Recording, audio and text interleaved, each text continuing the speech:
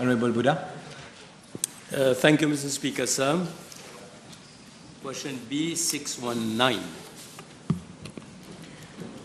Mr. Speaker, sir, Section 7 of the Police Act stipulates that, I quote, every police officer shall, A, wear the prescribed uniform, and B, be provided with the staves, arms, ammunition, and other equipment necessary for the effective discharge of his duties, unquote.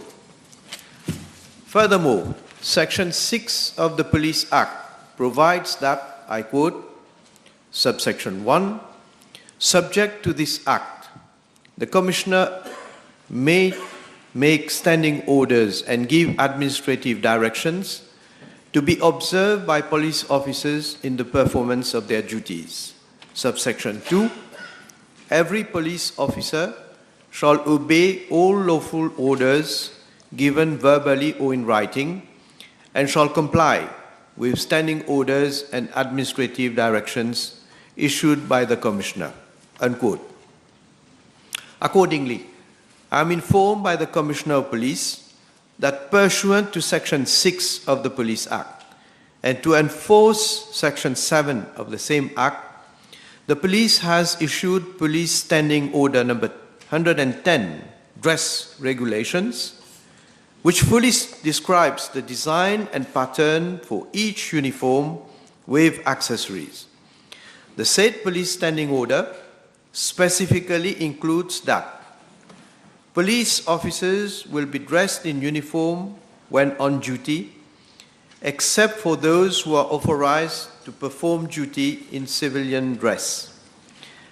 And only articles of uniform of the regulation pattern are to be worn when on duty. I am further informed that the police force has a strength of around 13,000 police officers posted in various branches units.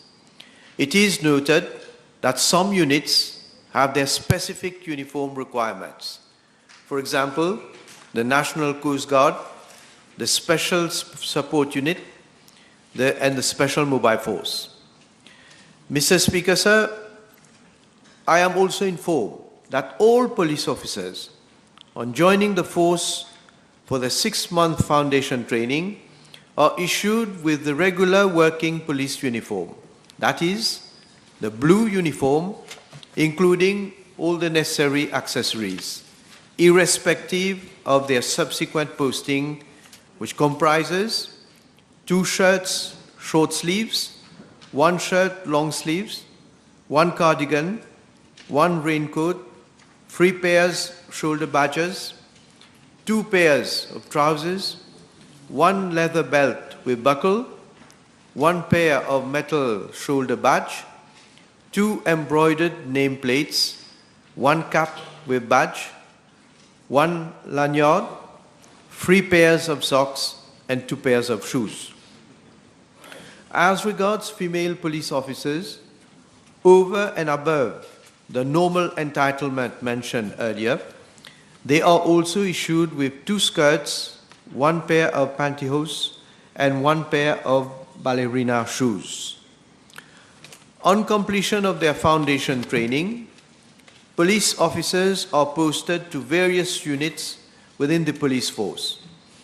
Police divisions, units such as the regular police, Special Mobile Force, the National Coast Guard, the Special Support Unit, and the Police Helicopter Squadron have their respective uniforms, and accordingly, all police officers are issued their full set of those specific uniforms along with their accessories in every financial year as follows. For the regular force, that is the regular police, those wearing the blue uniform, they are issued 4 shirts, short sleeves, 2 shirts, long sleeves, 4 pairs of trousers, 2 pairs of shoes, and 3 pairs of socks. For those posted at the Special Mobile Force, they are issued 1 shirt, short sleeves, olive green, 1 shirt, short sleeve, dark green, 1 pair of trousers, olive green, 1 pair of trousers, dark green, 3 pairs of socks, and 1 pair of shoes. They are also issued 1 set of combat dress, comprising 1 shirt long sleeve, 1 pair of trousers, and 1 pair of combat boot. For those posted at the Special Support Unit, they are issued 4 shirts, short sleeves, light blue, 4 pairs of trousers, dark blue, 3 pairs of socks, 2 pairs of shoes, and 1 pair of combat boot.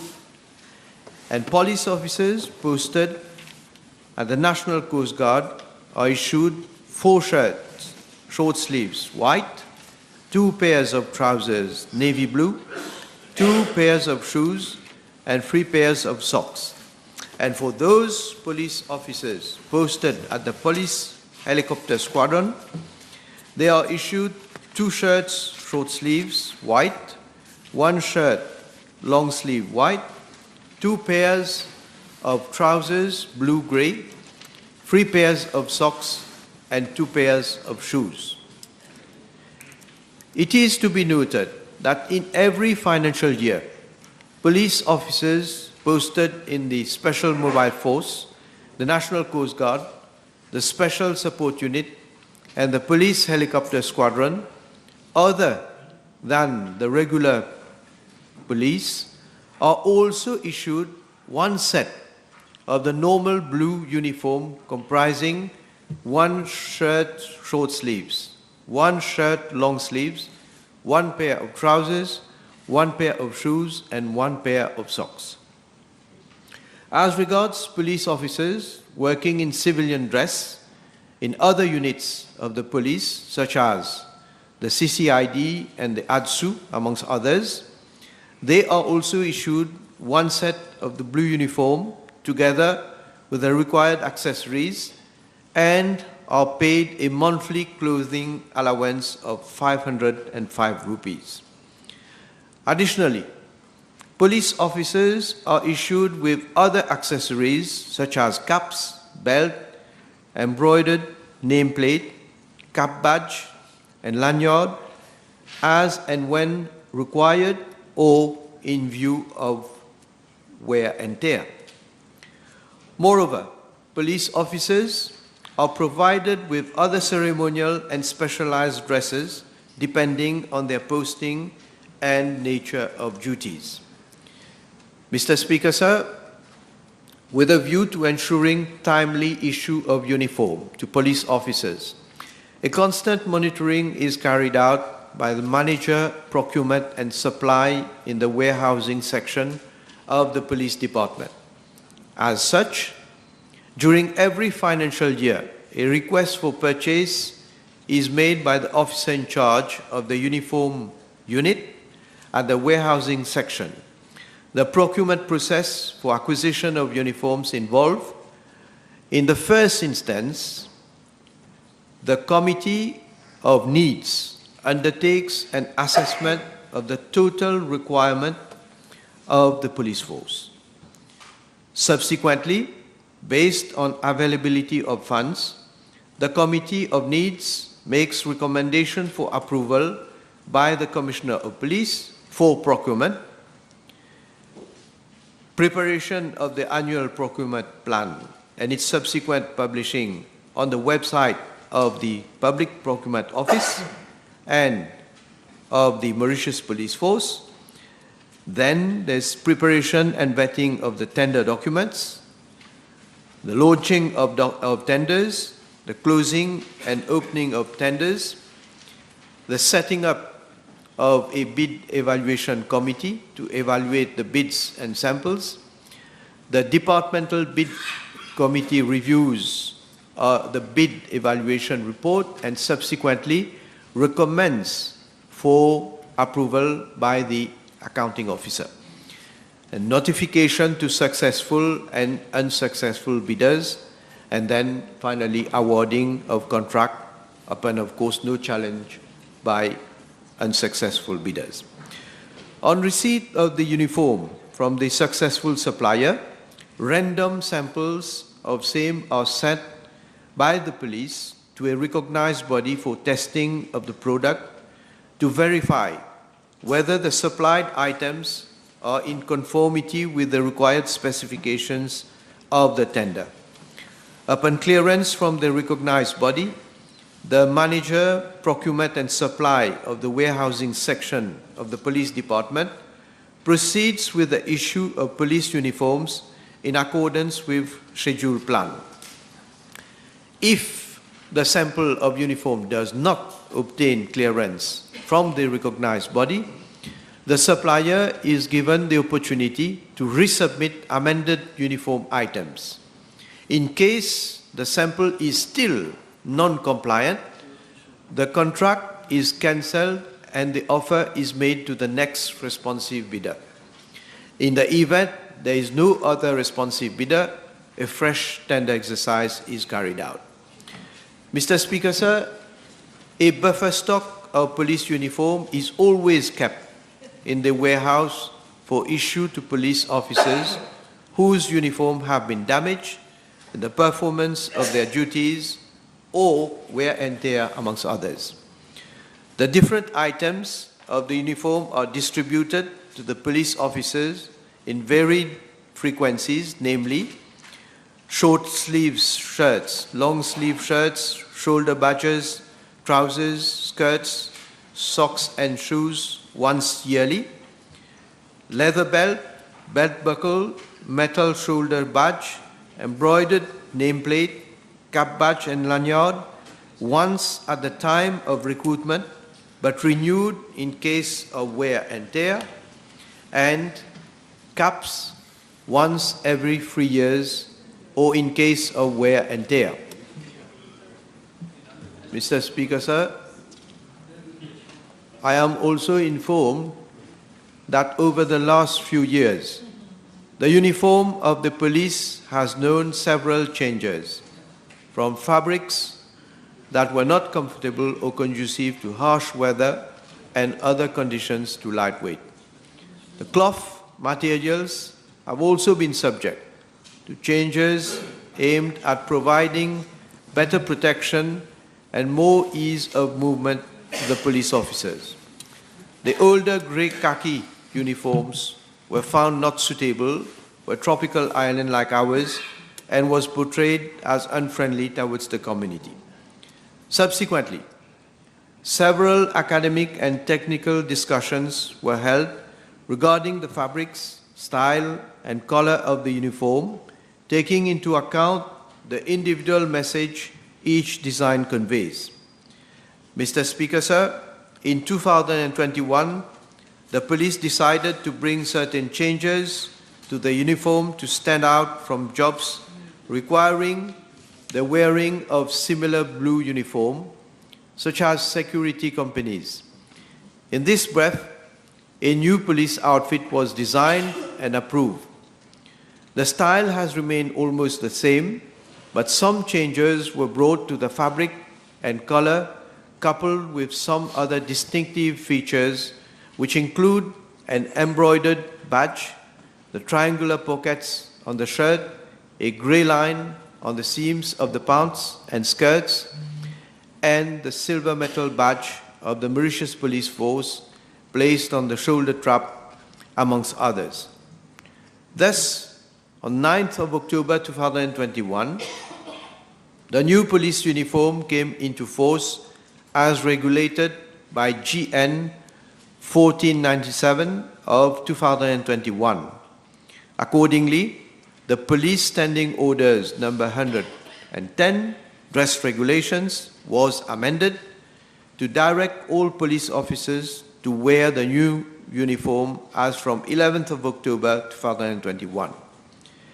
Mr. Speaker, sir, I am informed by the Commissioner of Police that the last issue of police uniform was carried out from September 2023 to April 2024, whereby every police officer of the regular police was issued with 3 pairs of trousers, 3 pairs of socks, 2 pairs of shoes, 3 shirt short sleeves, and 1 shirt long sleeves. The remaining 1 shirt short sleeve, 1 shirt long sleeve, and 1 pair of trousers will be issued by September 2024 to comply with the established policy to issue 4 sets of police uniform to those officers. On the other hand, the police officers of the other units have been issued their full set of their specific uniform along with their 1 set of blue uniform. As regards the next issue of police uniform for year 2024-2025, it is expected to be effected by February 2025.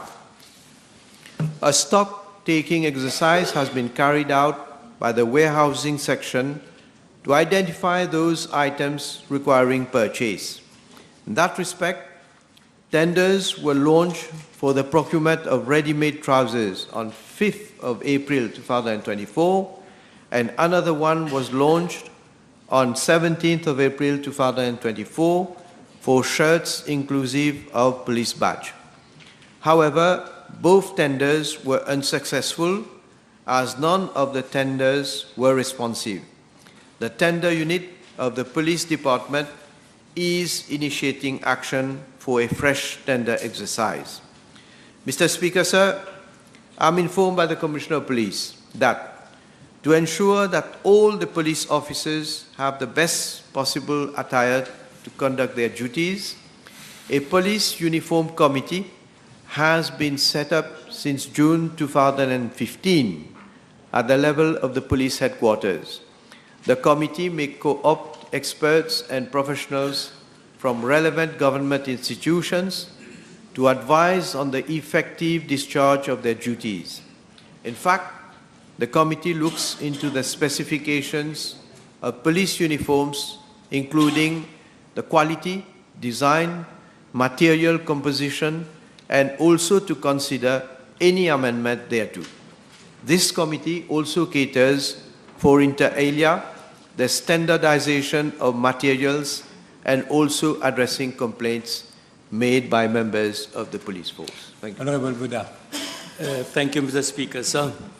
The uniform being the symbol of authority, may I ask the Honorable Prime Minister whether he is aware that some companies and security services are in fact using the same type of fabric and the same colors, and is it not high time that the outfit and the design of the police regular uniform be modified so that we have this symbol of authority? Well, I have just answered, Mr. Speaker, sir, that there is a committee that has been looking into the design, material, and other specific matters concerning the uniform, and precisely because previously there were other private companies that were using the type of uniform, that there has been a change in the design and in the material and so on. Now, if the honourable member is alleging now that there are companies that are using the same type of uniform, the same design and so on, maybe you can communicate to this House, let us know, and then I will definitely ask the Commissioner of Police to look into it.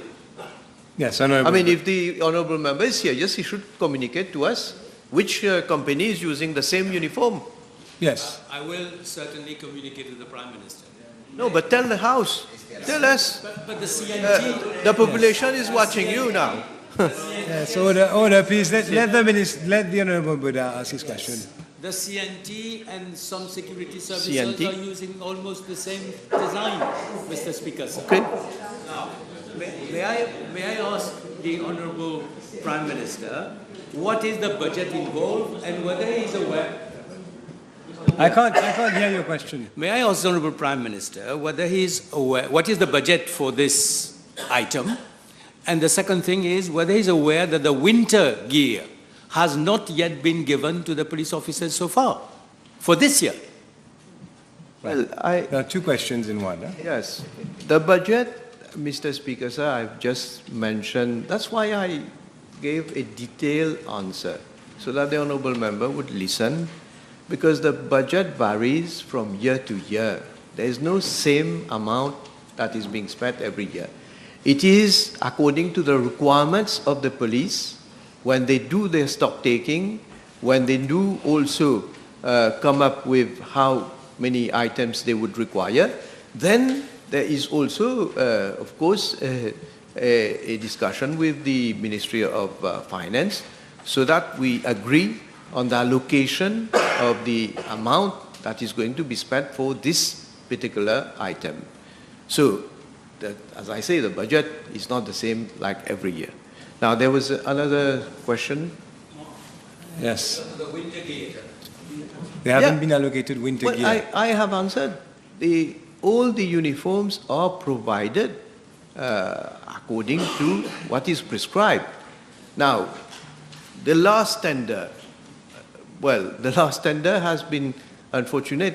There has been unresponsive. But that doesn't mean that we don't have enough of the uniforms to provide to the officers. So the tender is going to be, I have been informed that they are going to relaunch the exercise, and of course in due course we will see what is going to be the outcome. Okay. Last question, Honorable Amia. Yes, thank you, Mr. Speaker. Can I ask the Honourable Minister, Prime Minister, sorry, what is the total cost, what was rather the total cost of the procurement exercise of the last uniform that was procured? Not the last tender, but the last procurement exercise, and also what is the name of the company who won the contract? Well, maybe my officer will give me the last exercise.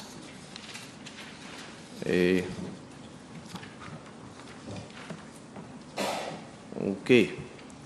So for shirts, short sleeves, the date when it was procured, 24th of January 2023, 49,000 units at an amount of 16,114,000 rupees. Now, I don't have the name of maybe in the meantime while I answer the other part. Shirts, long sleeves, again on the 24th of January 2023 was procured, 32,500 units at a cost of 11,012,000 rupees.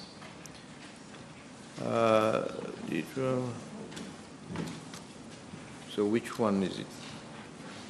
So the company is New Bombay Limited.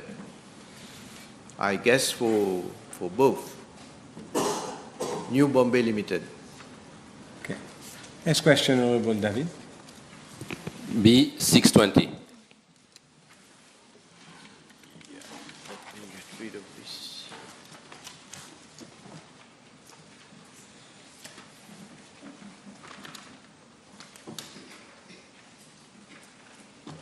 Mr. Speaker, sir, a ballot paper is the instrument by which a voter exercises his right to vote for the candidates of his choice in an election. Section 1(3) of the first schedule to the Constitution of Mauritius provides that, I quote, every vote cast by an elector at any election shall be given by means of a ballot which, except insofar as may be otherwise prescribed, in relation to the casting of votes by electors who are incapacitated by blindness or other physical cause, or unable to read or understand any symbols on the ballot paper, shall be taken so as not to disclose how any vote is cast, and no vote cast by any elector at any general election shall be counted unless he cast valid votes for free candidates in the constituency in which he is registered, or in the case of an elector registered in Rodrigues, for 2 candidates in that constituency, unquote. Both the design and form of a ballot paper are prescribed in Regulation 21 of the National Assembly Elections Regulations 2014, which provide that, I quote, subsection 1, in the case of a poll at an election, the votes shall be given by ballot, subsection 2a. The ballot of each elector shall consist of a ballot paper showing the full name and description of each candidate, the symbol of identification allotted to each candidate, and in the case of a general election, the party or party alliance, if any, to which he belongs, and B, each ballot paper shall, subsection 1, be in the Form 6, or where the Electoral Commissioner is of opinion that, in view of the number of candidates, it is impracticable to make use of Form 6 in Form 6A. 2, have a number printed on its verso, and 3, have attached to it a counterfoil with the same number printed on its recto, unquote. There are 2 types of ballot papers, namely ordinary ones and tendered ones. With regard to tendered ballot papers, Regulation 31(1)(a), National Assembly Elections Regulations 2014, provides that, and I quote, where a person representing himself to be an elector, whose name is on the register, applies for a ballot paper after another person has already voted as that elector, the person shall, after satisfactorily answering the questions referred to Regulation 29(1), be entitled to mark a tendered ballot paper which is of a different color in the same manner as any other elector, unquote. I wish to highlight that the Office of the Electoral Commissioner has confirmed that the preparation and printing of ballot papers pursuant to the provisions of the National Assembly Election Regulations have always been strictly adhered to for all elections. Mr. Speaker, sir, with regard to Part A of the question, I am informed by the Office of the Electoral Commissioner that, given that Regulation 14(1) of the National Assembly Elections Regulations 2014 provides that a candidate may, not more than 3 days after nomination day, withdraw his candidature, the list of candidates for each constituency is finalized after the deadline for withdrawal of candidates.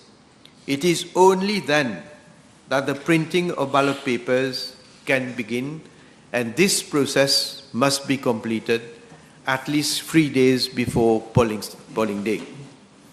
For instance, in 2019, National Assembly elections, which were held within the minimum time frame provided for in the Representation of the People Act, this exercise had to be completed within 10 days.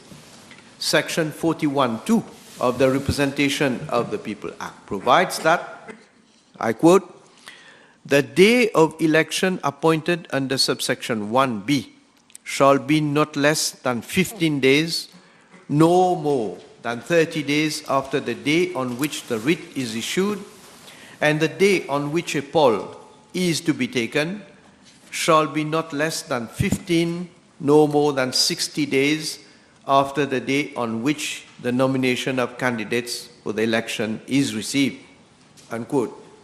Therefore, if the interval between the nomination day and the polling day is longer, the period within which the ballot papers have to be printed would be longer.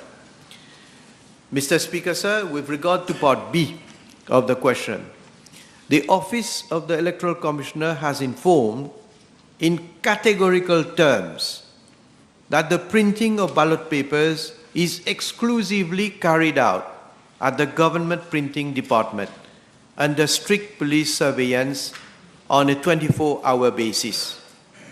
This has invariably been the case for all elections since before independence. Furthermore, this exercise is carried out under the supervision of the Office of the Electoral Commissioner and the Electoral Supervisory Commission. This ensures the integrity and security of the ballot papers throughout the printing process. I am further informed that ballot papers are printed in booklets containing either 100, 50, or 25 ballot papers, while tendered ballot papers are made up in booklets of 5 or 10 in a different color. For the 2019 National Assembly elections, ordinary ballot papers were printed in booklets of 100 and booklets of 25, whilst tendered ballot papers were printed in booklets of 5. The quantity of ordinary and tendered ballot papers printed for each constituency, polling station, and voting room is meticulously determined through a detailed process. The exact number needed is carefully calculated to ensure that there is a sufficient number of ballot papers for the electoral process. Once the number of ballot papers is determined, the required number of ballot papers is then transcribed and noted in a document called the distribution of ballot papers. This document serves as an official record ensuring transparency and accountability in the distribution of ballot papers. Mr. Speaker, sir, the Office of the Electoral Commissioner has again highlighted that, as has always been the practice, ballot papers are printed at the government printing department and nowhere else, and will continue to be printed thereat, under the supervision of the government printer, the Office of the Electoral Commissioner, and the Electoral Supervisory Commission. Ballot papers have never been printed outside the government printing department. There has also never been any outsourcing of the printing of ballot papers to private printers, as was falsely alleged by some after the 2019 National Assembly elections, and in the electoral petition lodged by Dr. Navin Chandra Ramgulam on 28th of November 2019, where he alleged that ballot papers were printed at the premises of Quad Printing at Coromandel. What a shame. I am informed that as soon as the writ of election is issued, meetings are held with the government printer and the police department with respect to security measures, the printing and transportation of the ballot papers to the Office of the Electoral Commissioner. After the ballot papers are printed, they are handed over to the officer in charge of the Office of the Electoral Commissioner and conveyed to the Office of the Electoral Commissioner under armed police escort. At the Office of the Electoral Commissioner, the ballot papers are verified and sealed in black stationery boxes and kept under lock and key and guarded on a 24-hour basis by officers of the Special Supporting Unit. In accordance with a pre-established itinerary, 2 days prior to the polling day, the sealed black stationery boxes are then conveyed under armed police escort to police stations in the respective constituencies under the supervision of the returning officers. The sealed black stationery boxes are then placed in a strong room for safe custody, and the doors are sealed by the returning officer. The returning officer will take over the sealed black stationery boxes in the early morning of the polling day to be handed over to respective senior presiding officers. The senior presiding officers will then transport the sealed black stationery boxes to their respective polling stations under armed police escort. Regulation 28(1) of the National Assembly Elections Regulations 2014 provides that, I quote, "Every ballot paper shall bear an official mark which shall be embossed or perforated and a printer's design," unquote. Before a ballot paper is delivered to a voter, it shall bear an official mark which shall be embossed or perforated by the presiding officer at the bottom next to the printer's design. The official mark is kept secret and is different for each constituency, and an interval of not less than 5 years shall intervene between the use of the same official mark at elections for the same constituency in line with Regulation 28(1) and 2 of the National Assembly Elections Regulations 2014.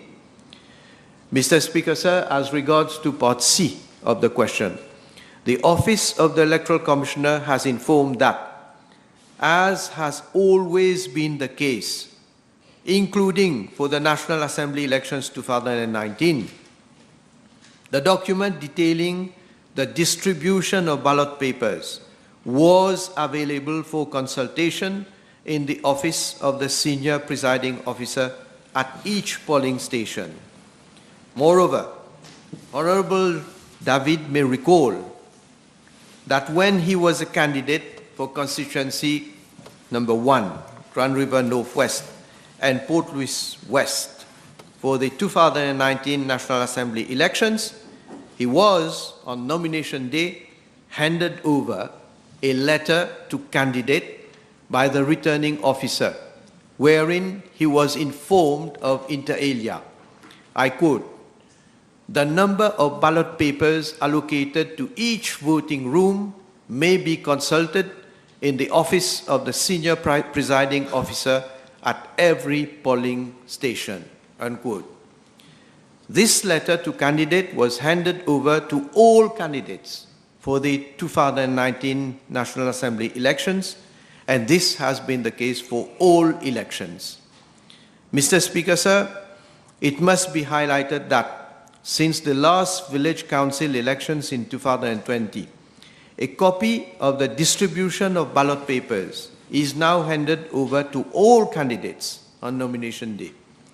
This measure was also applied for the Rodrigues Regional Assembly elections in 2022.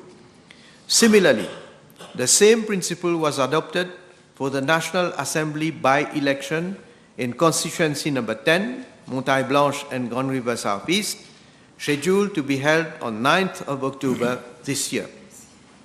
This measure will be applied for all future elections, including the forthcoming National Assembly elections. Mr. Speaker, sir, the Office of the Electoral Commissioner has also emphasized that no surplus, ordinary or tendered ballot papers are printed other than those indicated in the distribution of ballot papers. Honorable David, we have exceeded quite some time on this question. I will allow two supplementary questions from your side and one from government side, provided that no more than 5 minutes is spent. Merci, Monsieur le Président. Selon les informations dont je dispose, pour les dernières élections nationales de 2019, un total de bulletins de vote additionnels sur les 21 circonscriptions de 40 481 bulletins en surplus ont été imprimés. Et avec des pourcentages de surplus différents, disparates d'une circonscription à l'autre, allant de moins d'1% dans certaines circonscriptions à un maximum de 8,5% pour la circonscription numéro 8. Puis-je demander au Premier ministre le raisonnement du bureau du commissaire électoral derrière l'impression d'un nombre de bulletins additionnels différents d'une circonscription à l'autre? Monsieur le Président, c'est ça le problème avec l'opposition. Ils sont toujours en denial mode. Ils pensent toujours que les élections ont été truquées. Alors qu'ils ont eu leur pétition devant la Cour, je ne vais pas mentionner combien, 7 ont été retirés. 7 Et parmi, il y avait des allégations telles que l'honorable membre vient de faire à l'Assemblée aujourd'hui. Et 7 qui ont été retirés, ils n'ont même pas eu le courage d'aller déposer en cours pour venir prouver ce qu'ils sont en train de dire. Donc, Monsieur le Président, je ne sais pas comment on va faire comprendre à cette opposition qui ne doit pas être de mauvais perdants. Vous avez perdu les élections, acceptez le verdict de la population et n'essayez pas de trouver... I can't hear the reply. Have some respect for the Prime Minister. Let him answer. Et n'essayez pas de trouver des prétextes, comme vient de le faire l'honorable membre qui vient dire qu'il y a tant il y a des discrepancies. Well, then why did you not substantiate this in court? You are saying that you have information. Can you table the information that you have to show that there has been irregularity? Table, we'll see whether you are serious. You have not been able to prove before a court, and now you're coming before this Parliament because here, of course, you can say anything. Yes, Honorable Abbas Mahmoud. Following the reply from the Prime Minister, can the Honourable Prime Minister state whether the subject matter of the question was mentioned in the electoral petition of the opposition in the aftermath of the 2019 general election, and whether there has been any ruling of our court thereon? Yes, well, Mr. Speaker, sir, as the House is aware, 12 election petitions were lodged before our courts in the aftermath of the 2019 general elections. 7 were withdrawn, 4 were heard and dismissed with cost. And in the remaining case, there had been a recount and the results were maintained. Now, an election petition was lodged by one of the unsuccessful candidates of constituency number 10, Montagne Blanche and Grand River Southeast, namely your leader, Dr. Navin Chandra Ramgoolam, on 28th of November 2019, wherein several allegations were made on the conduct of those elections. And one of those allegations made by Dr. Ramgoolam was that ballot papers were printed outside government printing office. He averred in his petition that he had, and I quote, just like the honorable member is saying, first-hand information. This is, I quote what he said, first-hand information to the effect that ballot papers were printed outside the government printing office premises at the premises of Quad Printing at Coromandel. This fact casts a cloud of corruption and deviousness on the election process, as there is real likelihood that stuffing would have occurred nationwide, including constituency number 10, would have occurred nationwide, including his constituency, unquote.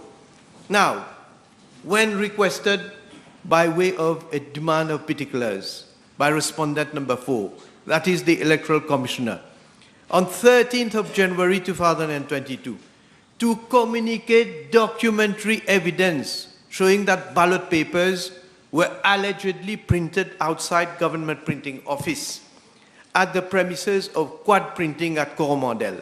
You know what Dr. Ramgoolam had answered? Before a court of law, I quote, no documentary evidence was available. No documentary evidence. The petitioner just made serious allegations, and when asked to submit particulars, I must say, he ran away. He ran away like a coward, la queue entre les jambes. He never came to proof of those averments he made in his petition. Tout comme vous êtes retourné la queue entre les jambes aujourd'hui dans la Chambre. Hein? Order. Order. So instead, Honorable Leader, so instead of... show the example. No, order. Order, you should show the example.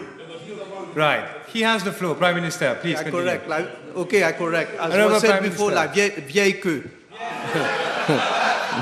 So, in fact, Mr. Speaker, You know, sir, the more he time you never waste, came to proof Sorry, of Prime their... Minister, let me interrupt you. The more time you waste, I was inclined to give a last question, but you're wasting time. So you decide if you want to. Honourable Prime Minister.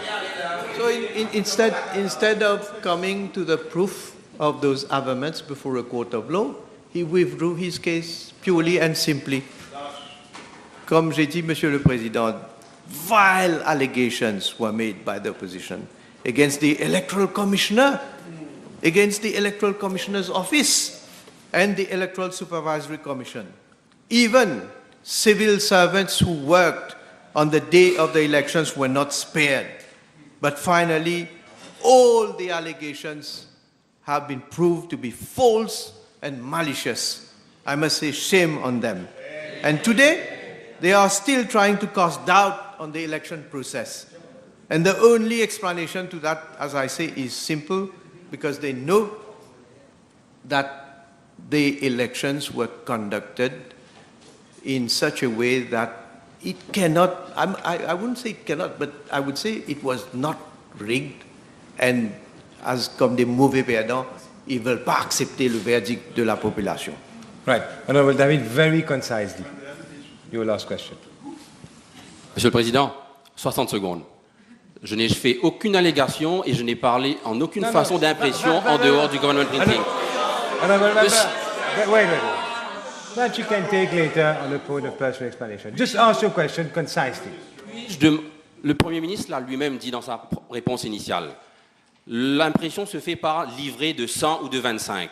Donc ne peut en aucune façon tallier avec le nombre d'électeurs dans chacune des 20 circonscriptions. Ce qui oblige la commission électorale d'imprimer un surplus de bulletins de vote.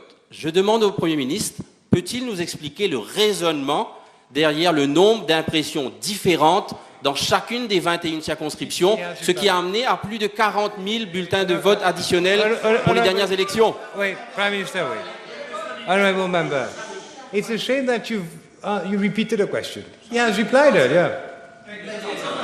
You insist on this question, okay? I'm not going, Mr. Speaker, sir, I'm not going to repeat what I've said before, because as you say, it's the same question. But let me add one thing. The honourable member does not realize one thing, that a voter peut ne pas avoir voté comme il l'a voulu et gâcher son bulletin de ce fait. Qu'est-ce qu'il fait? Il peut quand même demander à ce qu'il puisse avoir un nouveau bulletin. Donc, il faut toujours avoir des bulletins additionnels. Ce n'est pas ces bulletins. Je sais qu'est-ce qui se passe dans votre tête. Dans votre tête, c'est que vous croyez qu'on a imprimé, pas nous on a imprimé, on a fait imprimer, le Electoral Commission a fait imprimer les bulletins pour ensuite, sûrement que peut-être vous êtes en train de préparer les prétextes pour une prochaine élection que vous allez certainement perdre, qu'on va donc ajouter ces bulletins dans les boîtes. Enfin, I hope, well, I hope that you are different from the other members, that you realize that this cannot be and will never happen. It cannot happen. Right. Honourable members, before I make my announcements, on 2 occasions mobile phones have rang on both sides of the House. Let me remind honourable members that this is not in line with standing orders. Refrain from using your mobile phone on loud or watching videos in the chamber. Next time, I will take action. Honourable members, the table has been advised that the following PQs have been withdrawn: B621, B623, B625, B626, B628, and B629. In view of the time, we'll suspend the sitting for 1.5 hours.